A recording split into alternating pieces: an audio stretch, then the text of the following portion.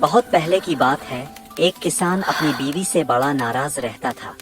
ایک دن اس نے طیش میں آ کر کہا، تم انتہائی سست ہو، کام میں جی نہیں لگاتی اور وقت ضائع کرتی ہو۔ بیوی نے یہ بات سنی تو اس کا چہرہ غصے سے سرخ ہو گیا۔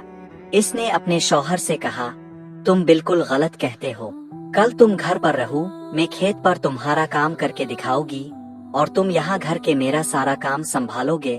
کسان خوشی سے تیار ہو گیا۔ اگلے دن جب بیوی کھیت پر گئی تو کسان نے گھر کے کام سنبھالنے کی کوشش کی۔